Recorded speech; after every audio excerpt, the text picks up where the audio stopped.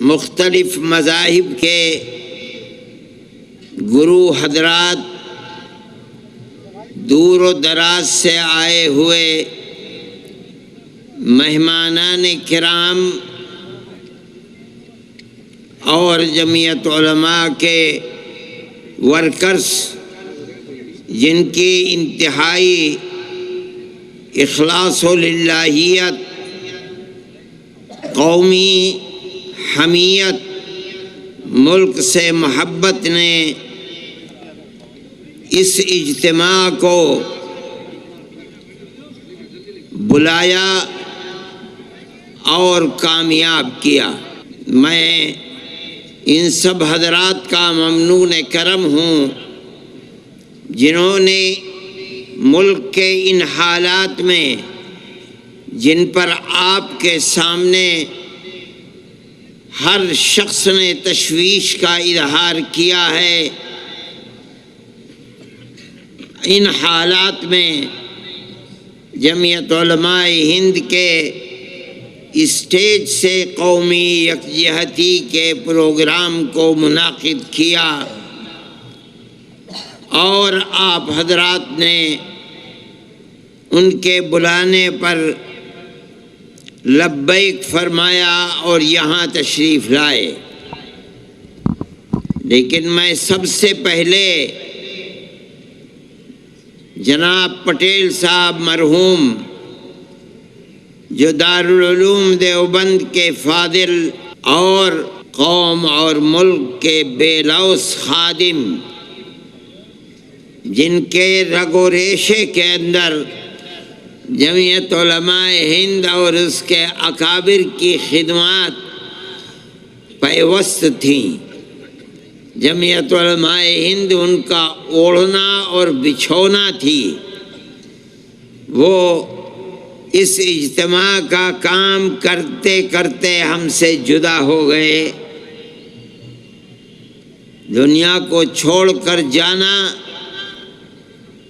تو ہمارا ایمان ہے کہ جس طرح وہ گئے ہم بھی ہر ایک دنیا سے جائے گا، لیکن محبت ایسی چیز ہے کہ اس ایمان کے باوجود کہ ہمیں بھی جانا ہے، جب ہمارا کوئی محبوب ہم سے جدا ہوتا ہے تو ہمیں اس کی تکلیف ہوتی ہے، لیکن اس کے سوا کوئی چارہ کار بھی نہیں ہے کہ ہم اللہ سے دعا کریں کہ اللہ ان کی بال بال مغفرت فرمائے، درجات کو بلند فرمائے، اپنی جنت میں جگہ عطا فرمائے، ان کے بچوں کی، ان کے پسماندگان کی، ان کے اعزاء کی اللہ نگہبانی فرمائے اور ان سب کی دین و دنیا کی حفاظت بھی فرمائے۔ میرے محترم بزرگوں اور دوستوں، جمعیت علماء ہند کے سلسلے میں آپ اس چیز کو سمجھتے ہوں گے، اور نہیں سمجھتے تو سمجھ لیجئے کہ جمعیت علماء ہند کوئی سیاسی جماعت نہیں ہے، جب تھی تب تھی ملک کی آزادی سے پہلے، لیکن ملک کی آزادی کے بعد اپنے تمام اکابر رحمہم اللہ نے، حضرت مدنی نے، مولانا ابوالکلام آزاد نے، مولانا حفظ الرحمان صاحب نے یہ طے کر لیا، حضرت مفتی کفایت اللہ صاحب نے، کہ اب جمعیت علماء خالص ایک غیر سیاسی اور مذہبی جماعت ہے۔ آج سے ہمارا ملک کی پارلیمنٹری اور اسمبلی کی سیاست سے ایک کوڑی کے برابر بھی کچھ لینا دینا نہیں ہے۔ ہم سمجھتے ہیں کہ سیاست میں بڑے نشیب و فراز آتے رہتے ہیں، اتار چڑھاؤ ہوتا رہتا ہے، ہم اپنی آنکھوں سے دیکھتے ہیں کہ وہ سیاسی پارٹیاں جو حکومت کرتی چلی آتی ہیں اور ملک پر ان کی گرفت ہوتی ہے، حالات کروٹ لیتے ہیں، جو کل اقتدار میں تھیں آج اقتدار کی کرسی سے محروم ہو جاتی ہیں، اور وہ سیاسی پارٹیاں جو اقتدار کے دائرے سے باہر تھیں حالات نے کروٹ لی اور وہ اقتدار پر آ کر بیٹھ جاتی ہیں۔ یہ نشیب و فراز ہم اپنی آنکھوں سے دیکھتے ہیں، لیکن میں یہ سمجھتا ہوں کہ جمعیت علماء کے اکابر نے ملک کی آزادی کے بعد جو فیصلہ کیا تھا اسی فیصلے کی وجہ سے جمعیت علماء ہر وقت ہر زمانے میں زندہ و جاوید ہے، اور الحمدللہ ان کے نقش قدم پر چل کر روز بروز بڑھ رہی ہے، پیچھے نہیں ہٹ رہی ہے۔ حالات کیسے بھی ملک کے اندر آئیں، کیسے بھی نشیب و فراز آئیں، لیکن جمعیت علماء اپنی جگہ پر ہے اور اکابر کے طریقے کو اپنائے ہوئی ہے۔ جمعیت علماء ہند نے کسی وقت بھی ملک اور ملک میں بسنے والوں کے مفاد سے اپنی آنکھوں کو بند نہیں کیا۔ کسی کی بھی حکومت ہو، اقتدار کی کرسی پر کوئی بھی آ کر بیٹھے، ہمیں اس سے کوئی سروکار نہیں ہے۔ ہم جس چیز کو ملک اور ملک میں بسنے والی قوم کے حق میں سمجھتے ہیں، ہمیشہ جمعیت علماء ہند نے آواز کو بلند کیا ہے، اور اپنے ملک اور قوم کی خدمت کے لیے جس چیز کو حق سمجھا ہے اس کو کہا ہے اور اس کے لیے کام کیا ہے۔ میں یہ بات کہتا ہوں اور آپ تک اس بات کو پہنچانا چاہتا ہوں تاکہ آپ یہ سمجھیں کہ جمعیت علماء کا کردار اس ملک کو اٹھانے میں، امن و امان کو قائم کرنے میں، ملک کی ترقی میں کیا ہے، آپ اس کو اپنے ذہن میں رکھیں، اس لیے کہ جس قوم کو اپنے بزرگوں کی تاریخ سے ناواقفیت ہوتی ہے اور وہ اپنے پوروجوں کی تاریخ اور قربانیوں سے ناآشنا ہوتی ہے، وہ قوم اپنے مستقبل کے لیے اپنے صحیح رخ کو کبھی اختیار نہیں کر پاتی۔ آپ کو سمجھنا چاہیے کہ بزرگوں نے دیا کیا ہے۔ میں کہتا ہوں کہ ملک آزاد ہوا، لیکن ملک آزادی کے ساتھ تقسیم بھی ہو گیا۔ آزادی جیسے جیسے جمعیت علماء ہند کے اکابر کو نظر آتی تھی کہ ملک آزادی کی طرف چل رہا ہے، مفتی کفایت اللہ صاحب، مولانا مدنی، مولانا ابوالکلام آزاد، مولانا حفظ الرحمان سوہاروی برابر مہاتما گاندھی سے، موتی لال نہرو سے، جواہر لال نہرو سے برابر یہ وعدہ لیتے چلتے تھے کہ ہمیں بتاؤ کہ ملک آزاد ہوگا تو ملک کا دستور کیا بنے گا؟ کیا ملک ہندو راشٹر بنے گا یا ملک کا دستور سیکولر دستور بنے گا؟ اور تجاویز موجود ہیں۔ سن 46 کا کانگریس کا بلٹن موجود ہے، ہمارے پاس کانگریس کے جواب موجود ہیں، آج بھی موجود ہیں، جن میں کانگریس کمیٹی، اس کی ورکنگ کمیٹیاں، اس کے عام اجلاس برابر ہمارے خطوط کا جواب دیتے ہیں اور یہ وعدہ کرتے چلتے ہیں کہ ملک آزاد ہوگا تو ملک کا دستور سیکولر دستور ہوگا۔ اب ملک آزاد ہوا، بدقسمتی سے آزادی کے بعد ملک تقسیم ہو گیا اور ایک جماعت نے اسلام کے نام کے اوپر ملک کے تقسیم کرنے کا مطالبہ کیا، ہمارے اکابر نے اس کی مخالفت کی، ان کے گلے میں جوتوں کا ہار ڈالا گیا، ان کی ٹوپیوں کو اچھالا گیا، ان کی پگڑیوں کو پامال کیا گیا، مگر انہوں نے اپنی قوم اور اپنے ملک کے لیے جس نظریے کو حق سمجھا تھا ہر چیز کو برداشت کیا، مگر ایک بال برابر ان کے پیر میں جنبش نہیں آئی۔ یہاں تک کہ ملک تقسیم ہوا، یہ ملک تو اللہ کا ملک ہے، زمین و آسمان وہ جو چاہتا ہے کرتا ہے۔ ملک کی تقسیم کے بعد ہندوستان میں ایک آواز اٹھی، میں نام لینا نہیں چاہتا ہوں، اگر نام لوں گا تو لوگوں کو تکلیف پہنچے گی۔ مولانا ابوالکلام آزاد نے انڈیا ونس فریڈم کے اندر نام لے کر بتایا کہ وہ یہ سمجھتے تھے کہ ملک اسلام کے نام کے اوپر تقسیم ہو گیا، اب ہمارے ملک کا دستور سیکولر دستور نہیں بلکہ مذہبی دستور ہوگا، اور یہ ملک ہندوستان ہندو اسٹیٹ بنے گا، سیکولر اسٹیٹ نہیں بنے گا۔ بڑی قداور شخصیت تھی ملک کی، ان کے ساتھ ایک نظریاتی جماعت تھی، لیکن جمعیت علماء ہند تنہا ایک پتھر تھا جو درمیان میں کھڑا ہوا، اور ہمارے اکابر تنہا تھے۔ اس وقت جماعتیں کہاں تھی؟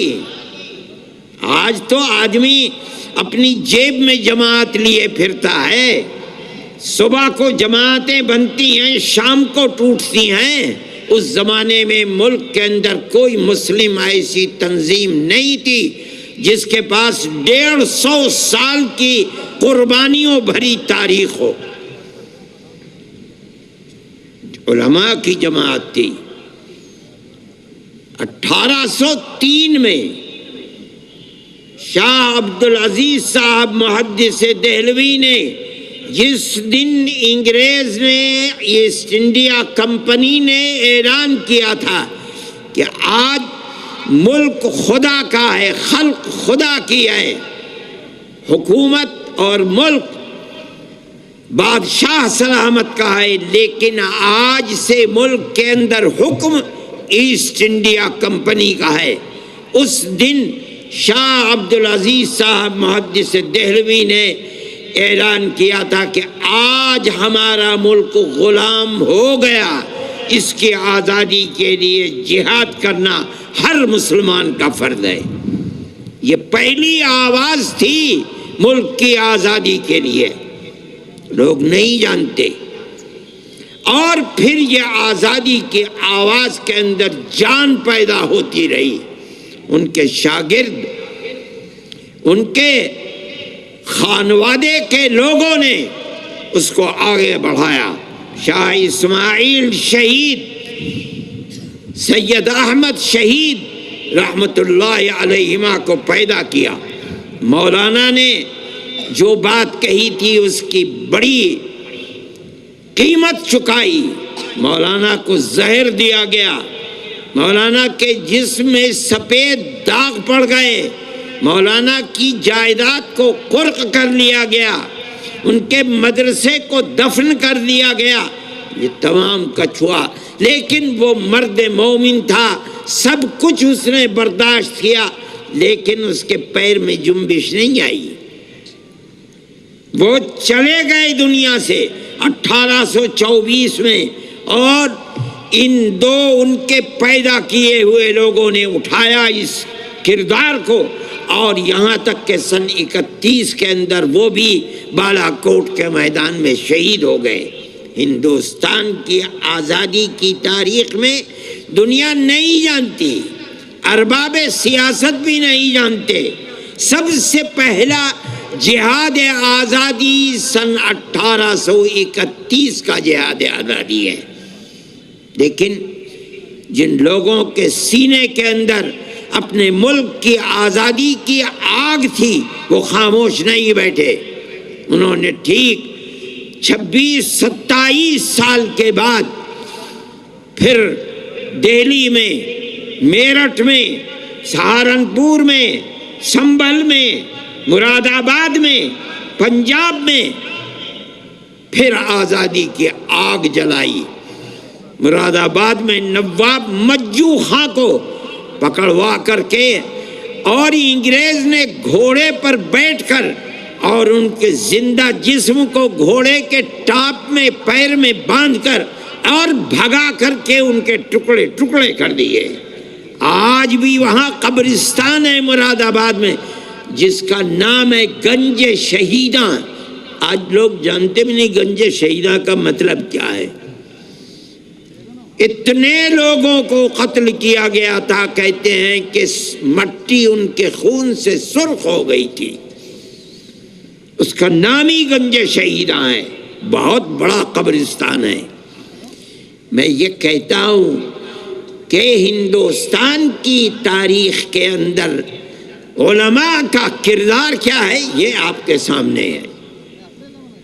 ٹھیک ہے، اس کے اندر بھی 31 میں شکست ہوئی، سن 57 میں شکست ہوئی. مورخین لکھتے ہیں روح روشن مستقبل کتاب ہے، روشن مستقبل کتاب ہے، روح روشن مستقبل کتاب ہے.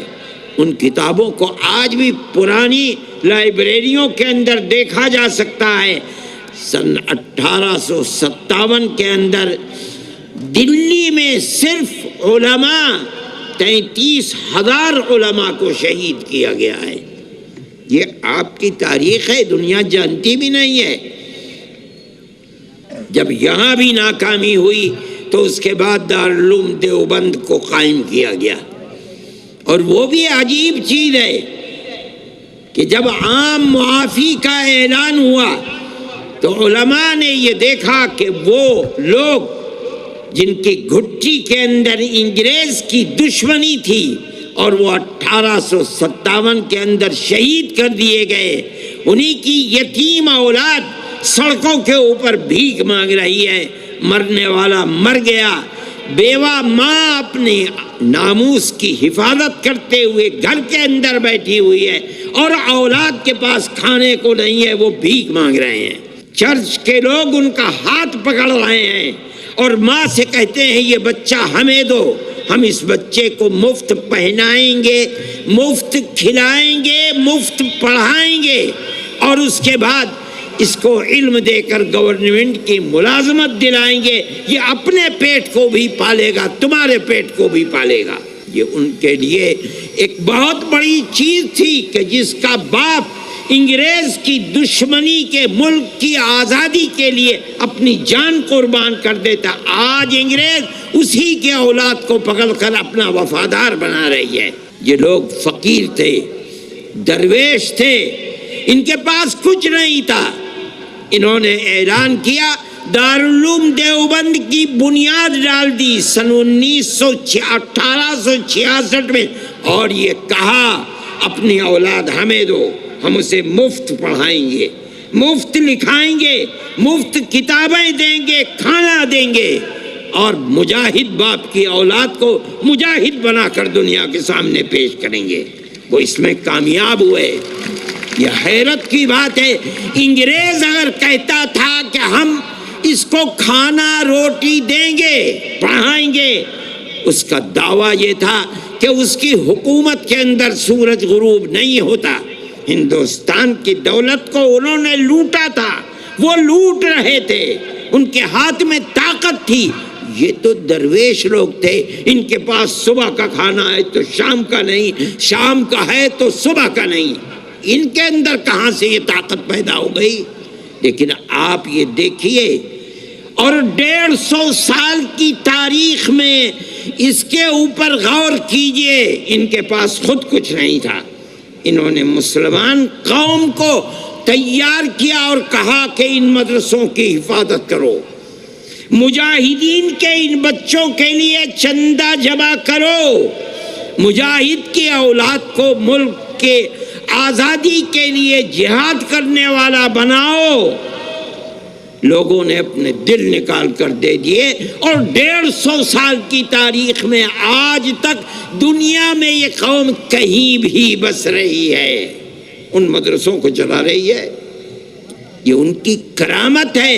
انہوں نے قوم کو یہ پیغام دیا کہ اگر اس مدرسے کی حفاظت کی تو تمہاری آنے والی نسلوں کے دین و ایمان کی حفاظت ہوگی، اگر یہ ختم ہو گئے، ان کے دروازے بند ہو گئے، تو تمہاری آنے والی نسلوں کے دین و ایمان کی بھی کوئی گارنٹی نہیں ہے۔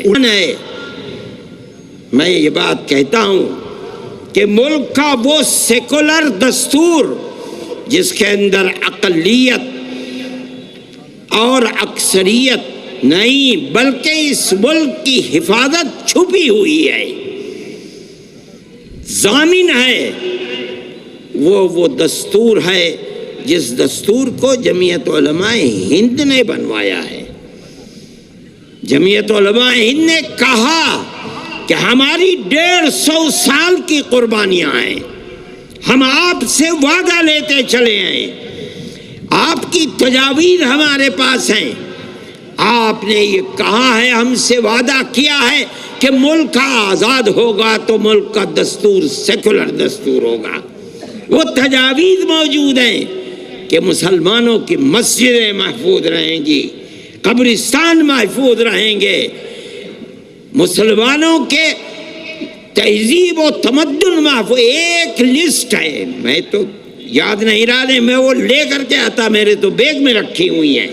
آپ نے ہم سے وعدے کیے ہیں، ان وعدوں کو پورا کیجئے۔ اگر ملک کی تقسیم کے اوپر دستخط کیے ہیں، آپ مجرم ہیں، آپ نے دستخط کیے، ہم نے دستخط نہیں کیے۔ ہماری ٹوپیاں اچھالی گئی، ہماری پگڑیوں کو زمین سے روندا گیا، ہم کبھی پیچھے نہیں ہٹے۔ جمعیت علماء کا وزن تھا، یہ 150 سالہ تاریخ تھی، وہ لوگ تاریخ کے جاننے والے تھے، وہ سمجھتے تھے کیا بات ہے۔ جمعیت علماء کے سامنے انہوں نے گھٹنے ٹیکے اور ملک کو سیکولر دستور ملا۔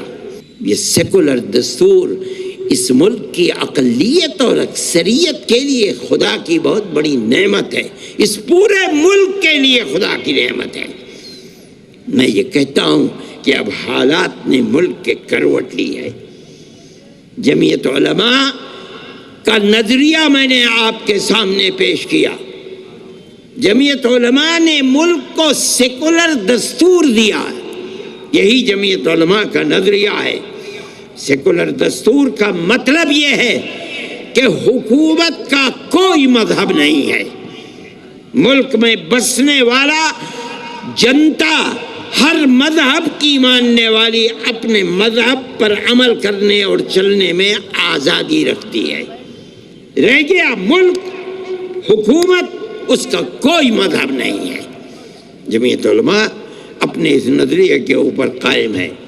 ہم قومی یکجہتی کے پروگرام آج سے نہیں 70 سال سے کر رہے ہیں، اس سے پہلے سے کر رہے ہیں۔